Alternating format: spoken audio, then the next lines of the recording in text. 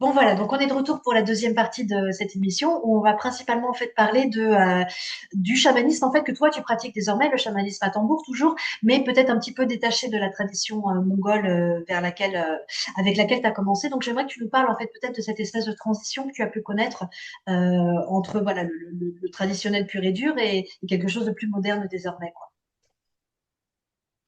Oui, oui, c'est sûr que bah là, on parle de 30 ans, quoi, hein, pratiquement 30 ans. Parce que comme je disais, je suis arrivée la première fois en Mongolie en 1997. Ouais, Donc pendant 3-4 ans, bah, j'étais peinarde avec mes chamans mongols que je filmais, que j'interviewais. Et puis je partageais ma vie surtout avec eux, hein. C'est beaucoup d'observations, de vie quotidienne avec eux pour voir un peu cette globalité. Et puis voir comment ce chamanisme-là, post-communiste, reprenait sa place. Et donc là, on arrive sur les années voilà, 2000, 2001. Et c'est vrai qu'il y a un moment charnière quand même, hein, c'est que Corinne Sombrin est arrivée sur mon terrain, on va dire. ouais, Hein, c'est que voilà, moi j'étais avec les chamans. Moi, je partais pas du tout en transe, hein, voilà, j'étais observatrice, participante. Enfin voilà, j'étais à fond avec eux quand même, mais j'avais pas accès à ces mondes-là. Et puis une Française débarque qui avait déjà eu une première expérience parce qu'elle était déjà venue en 2000. Elle a, bon, voilà, l'histoire est assez connue. Elle est partie en transe pendant une cérémonie, tout ça. Bon. Et c'est après cette première expérience qu'elle prend contact avec moi parce qu'elle savait qu'il y avait déjà une Française, voilà, qui était spécialiste du chamanisme en Mongolie. Donc elle me contacte, elle me raconte ce qui lui est arrivé. Je prends ça très au sérieux parce que ce qu'elle me racontait collait quand même bien avec ce que j'avais pu observer pendant des années. Et là, elle me demande de l'accompagner dans toute son initiation. d'accord, ok. Voilà, donc ça, c'était en 2001. Et donc, je l'ai accompagnée chez Inktuya. On a tout filmé, tout enregistré, tout documenté. Et je me suis retrouvée quand même à devenir son assistante. Parce qu'Inktuya m'a d'office nommée assistante de Corinne. D'accord. Donc voilà, je la tenais, c'est moi qui gérais sa transe et tout ça. Bon, ce que j'avais jamais fait avant avec les chamans mongols. Ouais, ouais, ouais. Hein, voilà.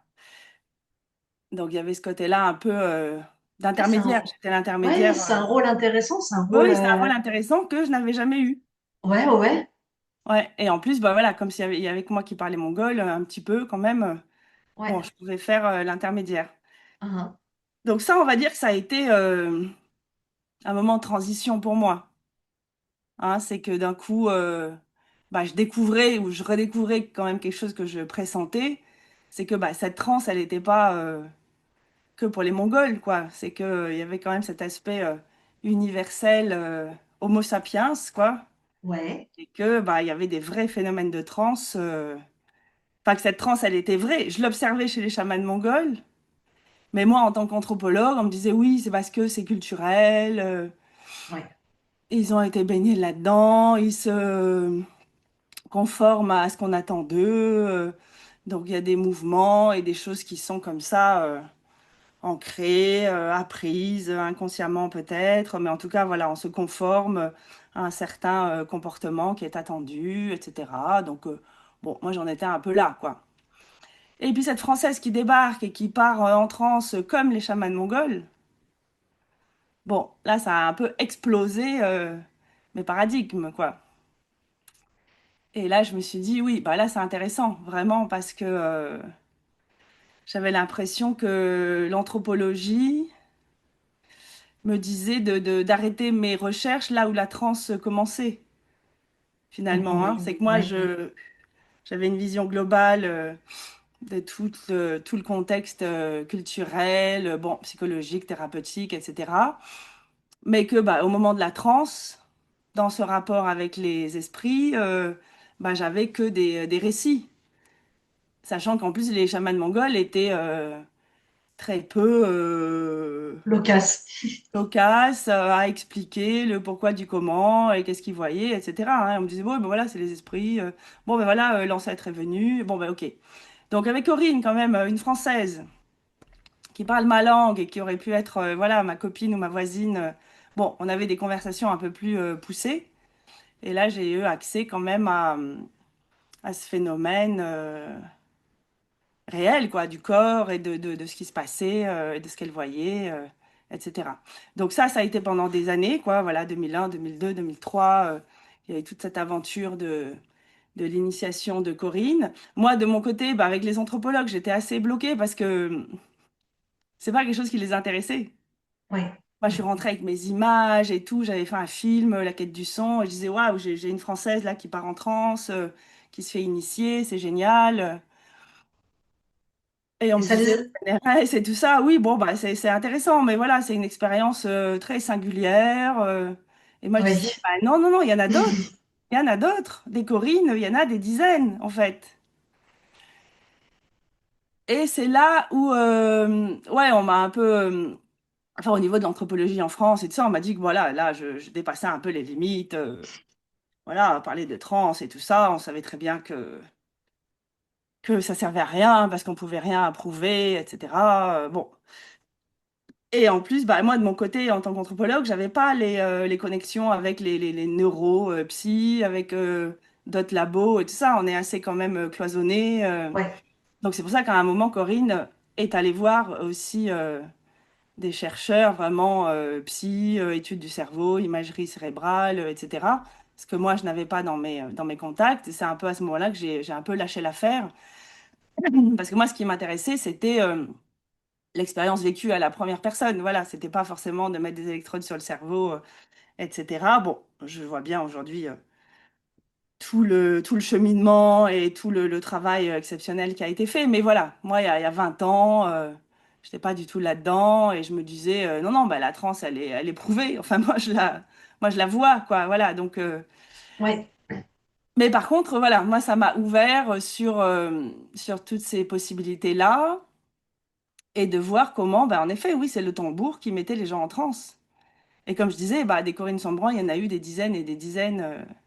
Après, que j'ai retrouvé sur des festivals en France, sur voilà, des témoignages, hein, des gens qui ont commencé à me contacter en me disant oui, mais moi aussi je pars en transe, qu'est-ce qui se passe, etc. Donc il y avait quand même une demande à ce niveau-là. Ouais. Et c'est une période où moi, bah, de plus en plus, j'ai lâché aussi la recherche anthropologique. Voilà, parce que j'étais passée un peu, bah, j'avais dépassé certaines limites. Et puis je me trouvais plus bah, du côté des chamans que du côté des chercheurs Ouais. qui m'intéressait, c'est qu'est-ce qu'on en fait de tout ça, comment on peut aider les gens. Et en effet, bah, s'il y a des gens qui ont ces capacités particulières, c'est que bah, il y a quand même quelque chose qui se passe. Donc j'ai commencé à reprendre toutes mes études et tout ce que j'avais pu faire avant, mais avec voilà, une ouverture sur bah oui, la transe et ce moyen d'accès aux autres mondes. Et que Ça a finalement, ça peut commencé être un à phénomène partir de là. universel et non pas quelque Et chose c'est d'uniquement universel. culturel. Voilà. D'accord. Et que donc, en effet, bah, quand il y a des trans spontanées, on revient à ce que les chamans me disaient depuis des années, c'était bah, les esprits t'enseignent, en fait. Mhm. Hein, et que c'est comme ça qu'on peut retrouver le chamanisme des origines, Ouais. parce que même si la pratique a connu une rupture, Ouais. voilà, par rapport aux histoires politiques, historiques, etc., si on retrouve l'outil, on retrouve la cosmologie sur laquelle ça ouvre. Hein. Donc c'est Ouais. pour ça que les chamans disaient, bah non, mais en fait, c'est bon. Enfin, le chamanisme peut complètement renaître de ses cendres, Ouais. puisque de toute manière, à partir du moment où on a des chamans qui repartent en transe et qui retrouvent ces anciennes technologies de la conscience, eh ben, on retrouve tous les enseignements. Oui, on se reconnecte aux mêmes esprits finalement. On se Ils sont toujours reconnecte prêts aux à mêmes esprits. enseigner. Et voilà les. Oui, ouais, d'accord, ok. Voilà. Intéressant. Ah, ah. Et donc, à partir de là, j'ai commencé, moi, à me former aussi en sophrologie, en hypnose, en respiration holotropique, voilà, en tout ce qui pour moi était du psychocorporel, voilà, de comment par par le son, par la respiration, par certaines techniques, on peut avoir accès à ces d'état modifiés de conscience. D'accord. En fait, oui, voilà, pour toi, vraiment, c'est la transe en elle-même, en fait, finalement, qui permet, et peu importe par quel biais on y arrive, je veux dire, voilà, l'hypnose, la respiration holotropique, peu importe par quel biais on y arrive, en fait, cet état de conscience modifié, c'est celui-là vraiment qui permet, ben, j'allais dire, ben, je sais pas, qui permet la guérison vraiment, finalement. En fait, c'est ça, tu vois, que je me demande. Parce que tu sais, avec voilà, les thérapies de base, où on reste finalement dans le domaine de la parole, hein, on reste dans l'état de conscience ordinaire. Est-ce que toi, tu penses finalement, peut-être indépendamment de la transmission vraiment des esprits purs et durs, est-ce que on peut trouver quelque chose, je sais pas, quelque chose en fait dans cet état, une autre façon peut-être de penser, de ressentir, de s'appréhender soi-même et d'appréhender le monde indépendamment des esprits. Est-ce que dans cet état-là, il y a quelque chose fondamentalement qui est guérisseur ou enseignant?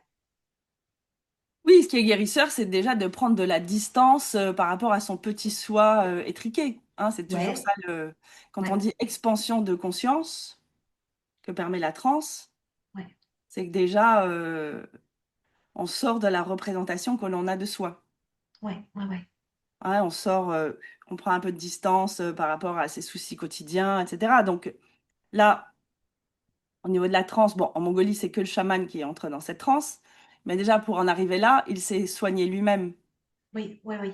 hein, pour pouvoir voilà, aider les autres. Donc oui, pour moi, dans ces phénomènes tout à fait naturels d'expansion de soi, on a cette connexion à quelque chose de plus grand. C'est une ouverture sur un monde plus grand. Et toutes les informations potentielles qui peut receler ce monde Et plus de grand. Ouais, là, c'est toute la vision du monde qui change, en fait. ouais, ouais. Donc Mais est-ce l'aspect que, guérisseur, il est déjà là, de ouais. base.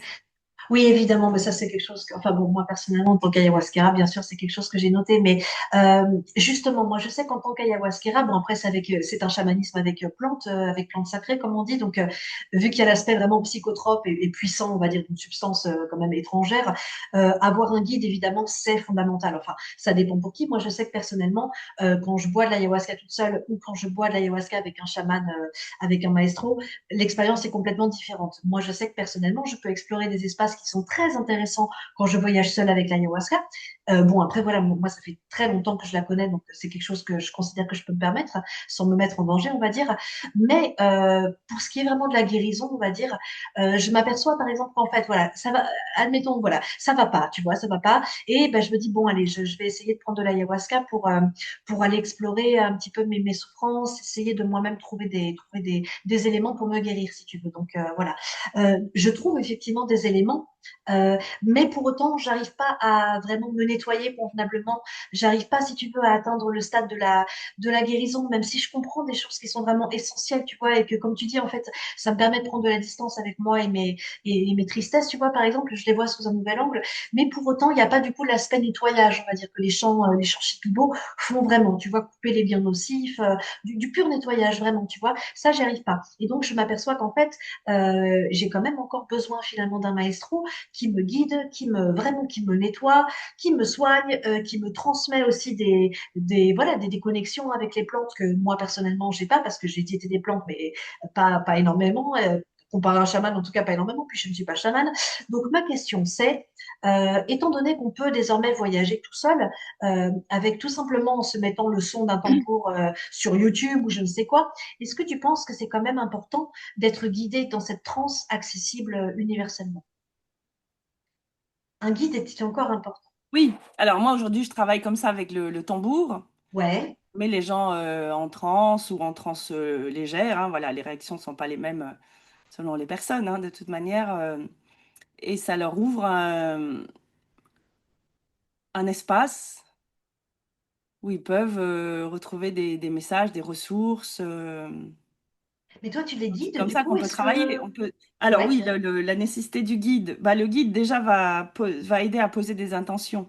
d'accord. Faut que ça passe pas dans tous les sens ou voilà. Les voyages libres, c'est intéressant, mais c'est bien de poser des intentions au départ. Et ces intentions-là, on les pose suivant l'amnèse qui a été faite au départ. C'est-à-dire que les gens arrivent avec leurs problématiques, sur quoi ils veulent travailler, etc. C'est Ouais, l'accompagnant qui va voilà, créer à chaque fois un nouveau voyage en posant les bonnes intentions au départ pour que la personne accède aux résolutions de ces D'accord, problématiques-là. d'accord, ok.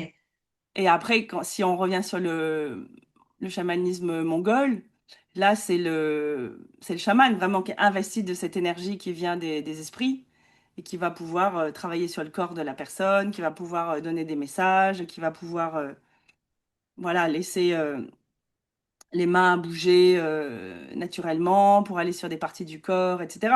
Hein, c'est comme ça que le chaman se laisse traverser et fait en effet ce qu'il faut pour la personne qui est là devant lui.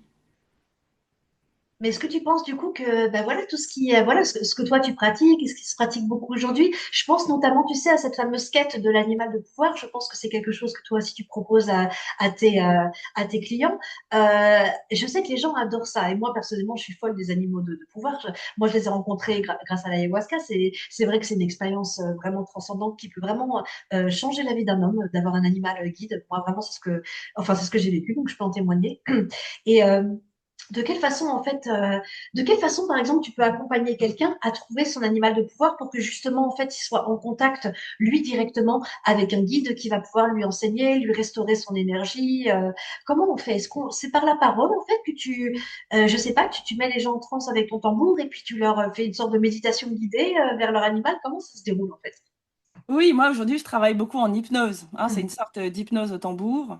Ouais, En effet, ma voix va guider dans toute la première partie. Ah, mais ça, c'est ce ouais, que j'ai mis des années à développer, en fait. Hein. d'accord, C'est que ouais, depuis mes premiers festivals chamaniques en France, où d'un coup j'ai découvert que tout le monde avait un tambour et tout le monde faisait des voyages au tambour, j'ai trouvé ça incroyable.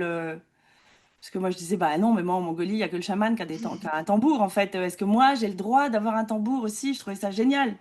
Et donc, oui, j'ai acheté mon premier tambour, je crois, en 2012, parce qu'en Mongolie, bon, ben voilà, je n'y touchais pas, bien sûr. Et là, je me suis dit, ah oui, mais ça, c'est incroyable. Donc, j'ai commencé à intégrer ces pratiques-là, qui sont voilà, à la frontière entre l'hypnose, la visualisation guidée, la sonothérapie, hein, le voyage au tambour. C'est comment, voilà, on met les gens dans cette vibration du tambour pour justement permettre cette expansion de conscience. Mais après, que ce soit animal, allié, guide spirituel, etc., c'est toujours le même principe. Hein, c'est-à-dire qu'on pose une intention. Donc moi, avec ma voix, déjà, je mets les gens en relaxation. Je ouais, propose des techniques d'ancrage, de protection, des d'accord. techniques d'immersion dans un lieu de nature, hein, pour vraiment garder cet ancrage à la terre-mère, voilà, avec plein de propositions qui peuvent être faites. Donc là, je parle. Il y a toute une première partie, peut-être pendant 20 minutes, où je parle beaucoup. Et puis après, c'est vraiment le tambour qui ouvre cet espace de conscience. Et Ouais. la première partie a servi quand même de fil directeur, hein, de comment on pose les intentions pour que le voyage se fasse dans cette direction. C'est-à-dire qu'on met un cap quand même, on propose un cap pour le voyage. Eh oui, mais c'est ça que je voulais te demander justement, parce que je trouve ça très intéressant. Il me semble au début, on parlait justement, tu sais, d'imaginal et d'imaginaire tout à l'heure, enfin dans l'autre émission, c'est toi qui en parlais. Euh, et il me semble qu'en fait, au début, du coup, quand tu leur fais la méditation, enfin l'hypnose dirigée, du coup, guidée, il y a en fait une certaine, pour avoir moi-même essayé ce genre de choses, même si moi je suis pas très successful avec ce genre de pratique, malheureusement. Je crois que quand on est habitué aux plantes qui te prennent et t'entraînent et te mettent vraiment dans l'imaginal et non plus l'imaginaire et que tu as finalement peu de travail à fournir. Moi, du coup, je suis un peu résistante, si tu veux, je suis pas très bonne visualisatrice finalement, tu vois, je suis bonne pour recevoir les visions, mais il me semble en fait, voilà, qu'au début d'un voyage, il y a une certaine visualisation à faire. On te propose en fait, voilà, de marcher dans une clairière, par exemple, tout ça dans la tête. Hein, je veux dire, tu es allongé, voilà, tu te relaxes, et puis ben, on te propose voilà, tu te vois marcher quelque part, le fameux, tu sais, Michael Harner avec son fameux corps chamanisme, qui donc, voilà, je précise, qui en fait a trouvé la racine universelle de tous les chamanismes et qui pense en fait, voilà, qu'on peut le mettre à la portée. Et donc, il y a vraiment j'allais dire, des techniques de base, comme effectivement, voilà, le voyage pour aller récupérer son animal de pouvoir, le monde d'en haut, le monde d'en bas, le monde du milieu, le voyage en canoë à plusieurs, la récupération d'âme, voilà. Et donc, en fait, pour aller, il me semble, chercher l'animal de pouvoir, bah, il faut que tu trouves une grotte, plus ou moins, voilà, une grotte dans laquelle tu as déjà été, ou peut-être le trou entre les racines d'un arbre, et que tu te visualises aller là-dedans, qu'il y a un tunnel, et qu'au bout du tunnel, en fait, tu vas tomber sur un endroit et trouver ton animal. Il se présente à toi. Je crois qu'il faut que tu le vois de trois façons différentes, plus ou moins, et qu'après tu l'attrapes. Il y a tout un truc, en fait, et il me semble quand même que, à la base, on est dans le domaine de la visualisation. Et donc de l'imaginaire plutôt que de l'imaginal. Et toi, tu dis qu'en fait, au bout d'un moment, ça switch et qu'on tombe vraiment et que les visions se déroulent et qu'il n'y a plus besoin de. C'est comme ça que ça fait vraiment. Ah bah oui, après, comme je Mhm. disais, hein, on n'est pas tous égaux par rapport aux expériences, hein. Il y a des gens qui sont D'accord. plus guidés, et puis des Ouais. gens qui partent vraiment en visualisation et qui reviennent avec des histoires incroyables, mais cohérentes. Hein, Ouais. l'incroyable n'est pas farfelu, ou même si ça peut l'être, mais en tout cas, il y a un narratif quand même qui se déroule avec des choses qui viennent vraiment parler au cœur des gens. Hein, c'est pas des tripes complètement décousues de sens. Voilà. Et pour revenir à Michael Lerner, bien sûr que je m'en suis inspirée, hein, parce que je disais, voilà, dans les années 2012, j'ai commencé à aller en festival chamanique, en stage, week-end, etc., pour commencer à travailler aussi sur ce chamanisme en France. Hein, c'est ce qui a donné mon film Aujourd'hui les chamans. En fait, c'est quand j'ai commencé ce nouveau terrain sur le chamanisme en France que je suis allée dans tous les festivals et que je me suis formée moi-même aussi, hein, pas pour devenir chamane, mais voilà, pour comprendre un peu tous ces phénomènes New Age et néo-chamaniques. Ouais. Mais donc voilà, Michael Lerner, moi je me suis quand même détachée de tout ça. Hein. J'ai créé mes propres protocoles parce que D'accord. justement, il y a des choses qui étaient trop formatées, trop rigides. Hein, D'accord. finalement, comme tu disais, Ouais. voilà, voir l'animal de trois façons différentes. Non, moi, j'ai jamais travaillé comme ça. Ok. L'animal, il se pointe ou il se pointe pas. Enfin, en tout cas, voilà, on laisse advenir ce qui doit advenir quand même. Il faut pas poser des règles trop rigides parce qu'après, les gens se sentent enfermés aussi. Hein, si tu dis passe dans une grotte ou dans les racines, bah non, il y a des gens qui peuvent rester coincés dans les racines parce que justement, l'image est trop précise et elle peut Ouais. être anxiogène quand même. Hein. Donc, en effet, on propose des passages. Dans le monde du bas, on propose un passage au niveau de la Terre, mais qui débouche sur un monde encore plus beau, encore plus magique, etc. Hein, il faut rappeler aux D'accord. gens que c'est juste un passage Ouais. pour arriver sur un monde où il y a aussi des arbres, le ciel, des montagnes, etc. Ah, sinon, les gens restent dans des galeries souterraines. Ah, ah, oui. Oui. Souvent, voilà, quand l'induction est mal faite, bah, les gens se sentent enfermés dans la proposition, quoi. Donc voilà, on peut être beaucoup plus souple, quoi, non directif, tout en posant quand même des intentions qui vont donner la direction à suivre dans le voyage. Et après, bien sûr, bah, advienne que pourra. Enfin voilà, c'est ça l'imaginal, hein, c'est de recevoir des images auxquelles on n'a jamais pensé. Hein, les gens Ouais. qui reviennent, qui disent, oh là là, mais j'aurais jamais imaginé que. Ah bah oui, parce que justement, c'est ça. C'est accès à des ressources qui sont voilà, un champ infini de possibles auquel, bien sûr, tu n'as jamais pensé avant. Ah, ah. Bah oui, du coup, de toute façon, c'est pas censé, là, quand on est vraiment en contact avec quelque chose comme ça, oui, on peut dire qu'en fait, on est en contact avec les esprits. Il ne s'agit plus de projection ou même de l'inconscient, non? Il s'agit vraiment de quelque chose d'autre, non? De Bah l'autre voilà, monde. ça, on n'en Ouais, sait pas grand-chose, mais en tout cas, ce qui fait une différence dans les expériences, hein, quand les gens racontent, c'est que, il y a des expériences qui sont complètement ressenties. Des couleurs, des sensations physiques, hein, ça passe par les sens. ouais, Hein, c'est-à-dire, c'est pas une sortie du corps complètement spirituelle où on devient un être de lumière. Non, c'est que déjà, ben, on voyage avec son propre corps. Ah, les gens ont des odeurs, ont des couleurs, ont des sons, ils ressentent l'énergie dans leur corps. Et en plus, au niveau des émotions, ouais, ça vient ben voilà, déclencher des peurs ou déclencher des espèces d'ouvertures. Et là, les gens savent qu'ils ont vraiment voyagé. C'est pas une ouais, projection du mental analytique, puisque c'est des sensations là qui passent par le corps. Hein, c'est pour ça qu'on parle d'expériences qui sont indicibles aussi, comme avec l'ayahuasca, les plantes, champignons ou peyote, etc. C'est que des fois on revient, on n'a même pas les mots pour raconter tout ça parce que c'est passé d'abord par le corps, par les sensations, par les émotions, par des vécus qui sont pas vraiment descriptibles. Mais c'est quelque chose que j'aime beaucoup, tu sais, je sais pas, j'ai l'impression qu'en fait les émotions, parce qu'elles font souffrir souvent, qu'elles ont été un petit peu reniées, tu vois, et que les gens principalement ont peut-être un peu peur de leurs émotions, et que finalement, si le monde il a un peu cette tête-là, c'est parce que justement on s'est enfermé, si tu veux, par mesure de protection, on s'est enfermé dans un genre de, je saurais pas comment le décrire le monde tel qu'il est, on s'en fout, tu vois, mais que les gens ont un peu pris l'habitude peut-être de se couper de leurs émotions parce que ça fait trop mal, tout simplement, tu vois. Et que là, en fait, ce genre de médecine, parce que n'ayons pas peur des mots, c'est une médecine. Et voilà, c'est pareil avec l'ayahuasca, si tu veux. La composante émotionnelle, en fait, est quasiment majoritaire, je dirais, et déterminante en tout cas. C'est pas du tout quelque chose qu'il faut renier. Au contraire, tu vois. Et je trouve que des enseignements qui passent justement par le domaine corporel et les émotions, ça nous reconnecte finalement une partie humaine et une partie peut-être animale, mais une partie vraiment humaine, tu vois, qui est complètement en fait reniée, je dirais, dans le monde d'aujourd'hui. Est-ce que c'est pas ça finalement? Peut-être encore plus que quand on parle d'enseignement, tu vois, on a quand même quelque chose de, je sais pas, de l'ordre de la sagesse, donc de l'ordre des idées, des concepts, de quelque chose finalement assez élevé et assez qui se trouve là.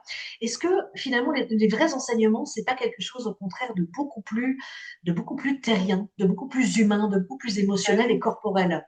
Ouais.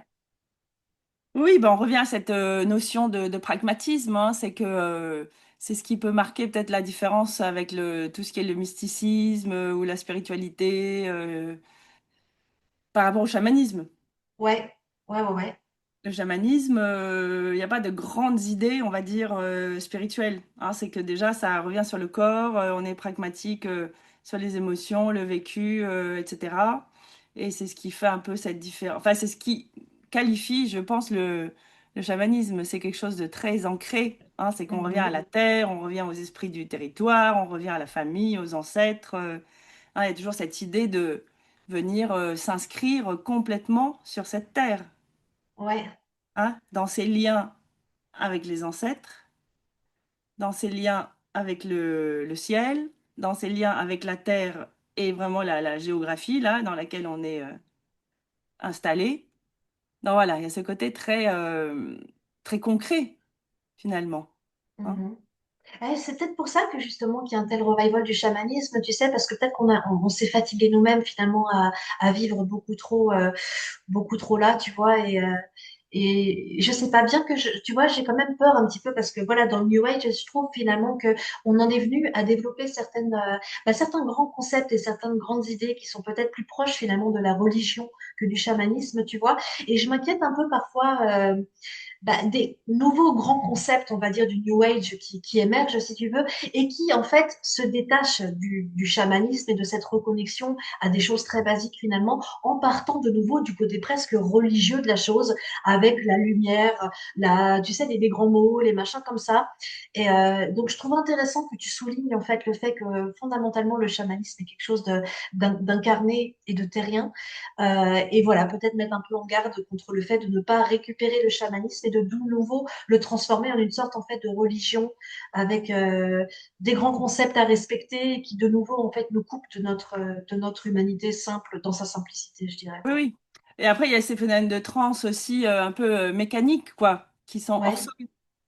oui, Voilà, c'est-à-dire que la transe c'est un outil mais au sein d'une cosmologie et t'as d'un raison, système oui, culturel. oui, Donc après, faire de la transe pour faire de la transe, bah du coup, sur quel monde ça ouvre, ouais, tu vois?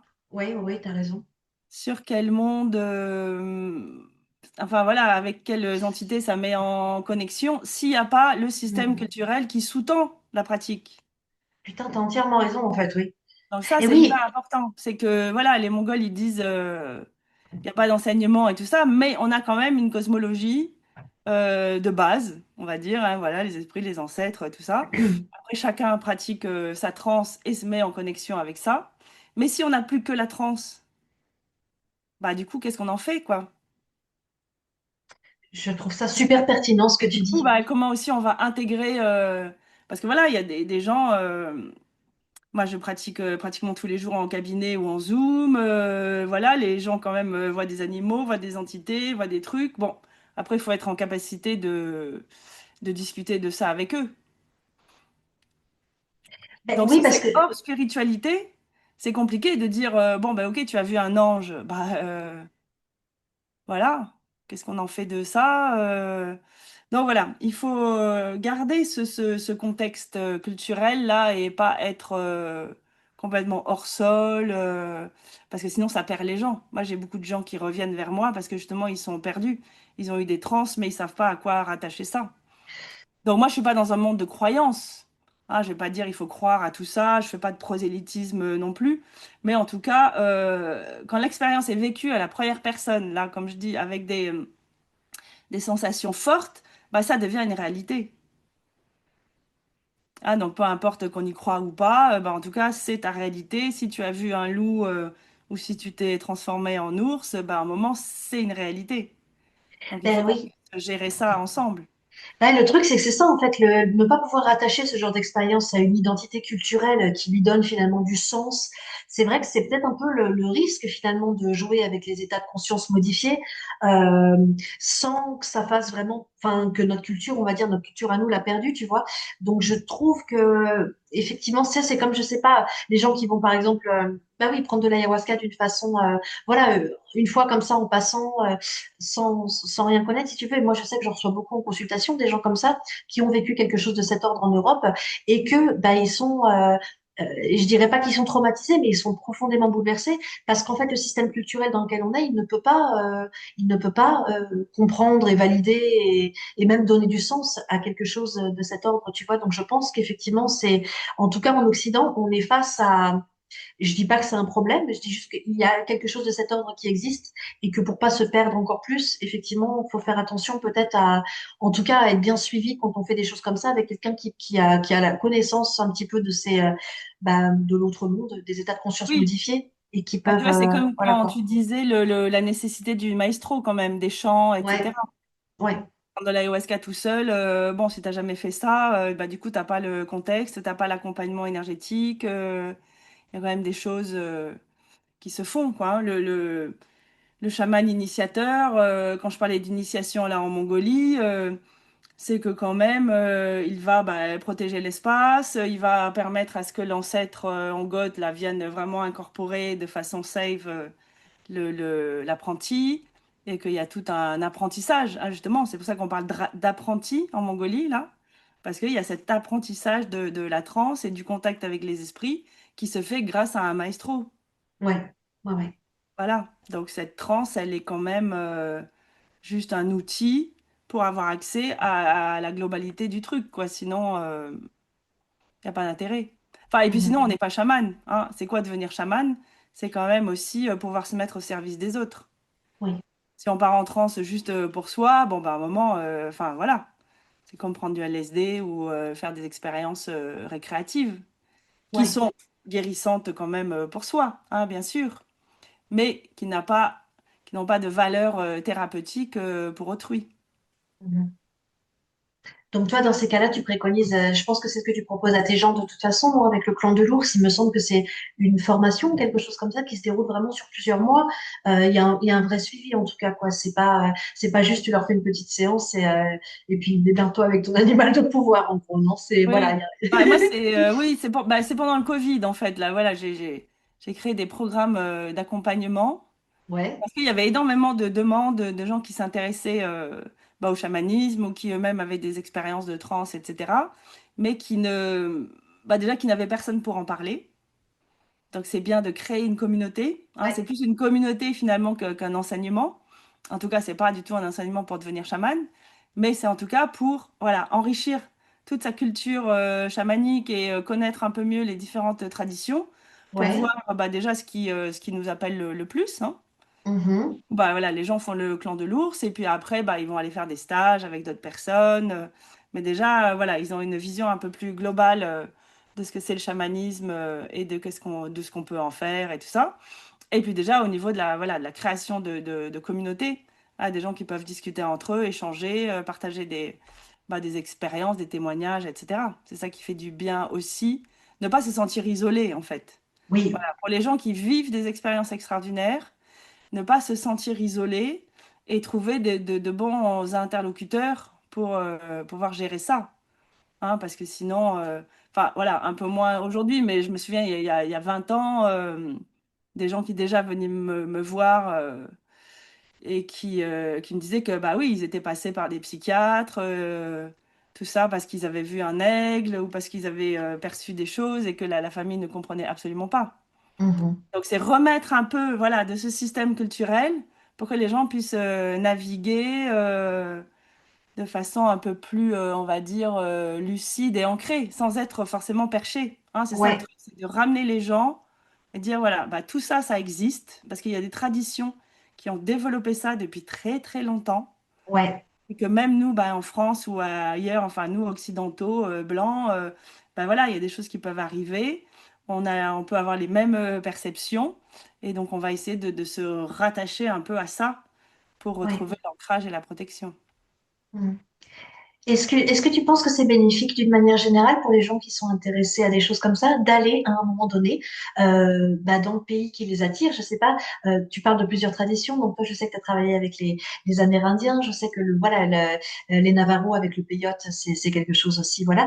Est-ce que tu penses que c'est une bonne chose pour un occidental à un moment donné d'aller s'immerger un peu dans la culture qui l'appelle? Si c'est le peyote, d'aller là-bas aux États-Unis, en Mongolie. Est-ce que tu penses que c'est bénéfique en fait d'aller faire d'y aller pour de vrai, voir ces traditions en fait, un jour ou l'autre?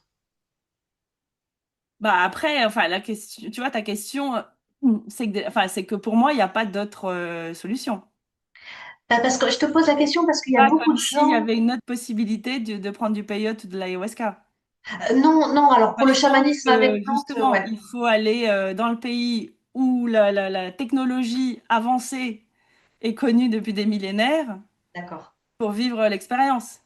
Sinon, oui, bon, je sais que ça se fait un peu partout, mais voilà, bon, ça se fait aussi quand il y a des chamans qui viennent en France. Enfin, Oui, le oui, c'est vrai. peyote, voilà, moi je suis allée au Mexique, c'est plutôt au Mexique que moi que j'ai avec les Wixárika ou d'autres choses, mais voilà. Donc bien sûr que oui. Parce que je dis ça parce La que seule voilà, je sais différence, qu'il y a. comme tu disais, c'est une expérience sans suivi. Oui. Ah, mais j'ai l'impression qu'il y a beaucoup de gens finalement qui sont contentes. Tu vois, moi, je connais quand même beaucoup de gens qui boivent régulièrement de l'ayahuasca bah, dans les pays européens où c'est légal, hein, mais ils y vont régulièrement. Et pour autant, si tu veux, il n'y a pas la démarche finalement d'aller un jour ou l'autre en Amazonie auprès de chamans indigènes, si tu veux. Il y a cette espèce d'entre-soi occidental qui a l'air de leur suffire, tu vois. Et donc, voilà, je voulais connaître ton avis pour savoir si c'était intéressant pour quelqu'un dans son cheminement Bah oui, d'aller se oui. colter à la tradition, quoi. Mm. Non, non, mais c'est toujours intéressant. Chaque expérience est intéressante. Je n'ai pas vraiment d'avis là-dessus. Ce qui se passe, c'est très bien. Voilà, tout est juste. Voilà. Après, moi, personnellement, si je prends l'ayahuasca, je préfère avoir les Icaros qui vont avec et le travail énergétique qui va avec. Si je Ouais, prends du peyote, je préfère être dans une cérémonie autour d'un feu avec des vrais Maracamé, Huichol, ouais. Wixárika qui ont les chants approprié. Voilà, moi, c'est ma manière de faire. Je préfère Mhm, la tradition parce que il y a bah, l'emballage, on va dire, cérémoniel, chant, tout ce qui va avec, etc. Et que je sais pas trop comment un blanc peut travailler ça parce qu'il est allé prendre 2 fois de l'ayahuasca au Pérou et qu'il revient et qu'il en donne aux autres, quoi. mhm. Oui, ouais, ouais, je te Mais rejoins après, je là-dessus. ne juge pas, hein, franchement. Voilà, tout ce qui se passe, c'est très bien. Ça, bah, ça évite de se payer un voyage au Pérou. Voilà, c'est quand même moins cher et plus facile. Donc, bien sûr que tout est bien. D'accord, ça marche. Et quels sont tes projets, toi, maintenant, désormais? Alors, moi, je suis dans l'écriture, là, pas mal d'écriture, des projets de films aussi. Voilà. Après, moi, tout ce que j'ai développé, comme je disais, voilà, depuis que je suis passée d'anthropologue à psychothérapeute, donc j'ai une activité en cabinet. Voilà, en hypnose, en voyage au tambour, j'ai des programmes où j'accompagne les gens sur les expériences spirituelles, enrichissement culturel, voilà, sur le chamanisme, des programmes de formation justement pour apprendre aussi le voyage au tambour. J'ai créé aussi une forme d'hypnose, hypnose spirituelle d'expansion, où là, on va Ouais, travailler les vies antérieures, des choses comme ça. Donc, je forme des hypnothérapeutes spirituels. Donc, je suis en train d'écrire là-dessus, hein. Je suis en train d'écrire le bouquin qui va avec l'hypnose spirituelle d'expansion. Et voilà, donc des projets de voyage aussi pour découvrir un peu plus les chamanismes à plantes. ouais. Voilà, parce que moi, je suis passée voilà, d'un chamanisme à tambour à aussi un chamanisme à plantes. Donc, j'ai envie aussi d'écrire là-dessus par rapport à mes propres expériences, à chaque fois ancrées dans la tradition en question, justement. Mhm. Et puis voilà, il y a plein de choses à faire. Voilà, des petits programmes. Voilà, j'aime beaucoup enseigner, j'aime beaucoup comme ça avoir des groupes que je suis un peu sur du long terme. Donc ça, j'aime bien et je vais continuer dans cette voie aussi. Bah écoute, ça me paraît bien cool, tout ça, c'est chouette. C'est chouette. Y a-t-il quelque chose que tu voudrais ajouter avant qu'on Non, non, clôture non, cette mais c'est émission? super. Bah, merci beaucoup. Merci de me donner Bah, cette merci à toi, tu nous as vraiment renseigné sur plein d'éléments qui, autant sur, voilà, autant sur la tradition que sur le contemporain. Moi, j'avais envie de faire un peu le lien justement entre ces choses-là et la transition qui s'est faite. Donc, je te remercie, je te remercie. Je pense que voilà, que ça va apporter à beaucoup de personnes. Et je mettrai évidemment en description les liens vers tout ce que tu proposes. Et voilà. Ouais, Donc ouais, voilà. merci. Oui, bah après, c'est sympa parce on est là, c'est une causerie. Là, voilà, on est dans l'impro.